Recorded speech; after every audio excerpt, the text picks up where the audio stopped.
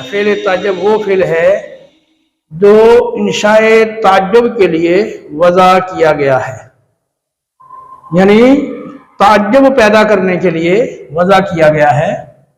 اس کے معروف دو صیغے ہیں، ما افعلہ اور افعل بہ۔ تو آئیں ان صیغوں کے بارے میں تھوڑی ہم وضاحت بیان کرتے ہیں۔ پہلا صیغہ ہے ما افعلہ، تو اس کے بارے میں یہ تین اقوال ہیں۔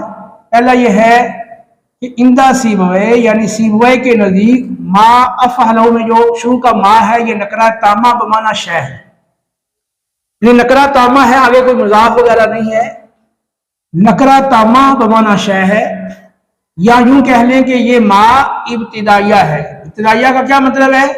یعنی صیغہ مبتدا کی طرف منسوب ہے، مطلب یہ ہے کہ یہ مبتدا ہے اور اس کا ما بعد اس کی خبر ہے، یعنی ما یہ بمعنی شیئن ہے اور یہ مبتدا ہے، اور افعلہ افعل فعل ہوا اس کا فاعل ہو مفعول بھی، یہ پورا جملہ اس کی خبر ہے۔ یہ شر احر ذا نابن کے قبیل سے ہے، یعنی جس طرح شر احر ذا نابن میں شر یہ نکرہ ہے اور یہ تخصیص پا کر مبتدا بنتا ہے، اسی طرح ما افعلہ میں ما یہ نکرہ تامہ ہے بمعنی شے اور یہ بھی تخصیص پا کر مبتدا بنتا ہے۔ تو جس طریقے سے یہاں پر شرن نے تخصیص پائی ہے اسی طریقے سے ما افعلہ میں جو ما نکرہ تامہ ہے یہ بھی اسی طرح تخصیص پاتا ہے۔ اور کیونکہ جو تعجب ہے وہ اس شے پر ہوتا ہے جس کا سبب مخفی ہو، تو اس اعتبار سے یہاں ما کو نکرہ لانا یہ زیادہ مناسب ہے، کیونکہ تعجب اس شے کے بارے میں ہوتا ہے جس کا سبب مخفی ہو، تو مخفی کے مناسب زیادہ وہ نکرہ ہے، اس لیے ما نکرہ لانا یہاں زیادہ بہتر ہے۔ یہ سیبوے کا مذہب ہے۔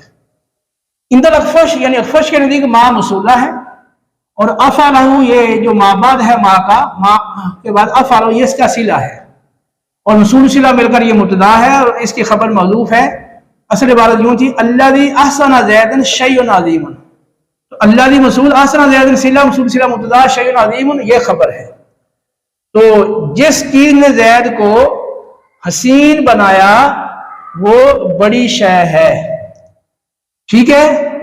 اور تیسرا مطلب ہے فرا کا، اندر فرا ما استفہامیہ ہے اور اس کا جو ما بعد ہے وہ اس کی خبر ہے، یعنی ما بمعنی ایو شیئن اور آگے ہے احسن زیدن، یعنی ما افعلہ، ما اس کو آپ یوں تعبیر کر لیں ما احسن زیدن، ٹھیک ہے۔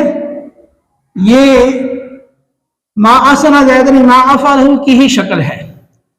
تو ایو شیئن یہ مضاف مضاف الیہ کر یہ مبتدا بن گیا اور احسن زیدن یہ خبر ہے۔ کس چیز نے زید کو حسین بنایا، یہ ہے فرا کا مذہب، یعنی سیبویہ کے نزدیک ما نکرہ تامہ بمعنی شے ہے اور مبتدا ہے اور ما بعد خبر ہے۔ عند الاخفش ما موصولہ ہے، ما بعد صلہ موصول صلہ مل کے مبتدا اور آگے خبر محذوف ہے شیء عظیم۔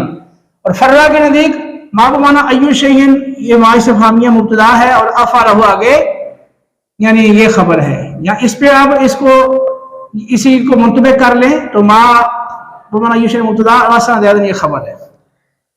جو رضی ہے نا نحوی، رضی اس کا مختار یہ ہے، وہ کہتا ہے کہ یہ باعتبار معنی کے قوی ہے، یہ باعتبار معنی کے قوی ہے، یعنی یہ فرا والا جو مذہب ہے استفہام والا یہ معنی کے لحاظ سے قوی ہے، اس کے حسن کا سبب مخفی تھا، ٹھیک ہے، اس لیے اس کے بارے میں سوال کیا گیا۔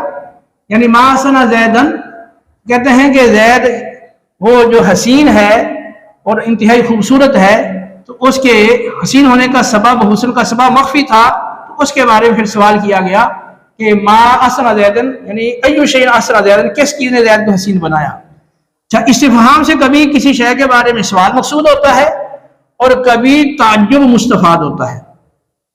تو استفہام سے یعنی کبھی تو سوال مستفاد ہوتا ہے کسی چیز کے بارے اور کبھی تعجب مستفاد ہوتا ہے.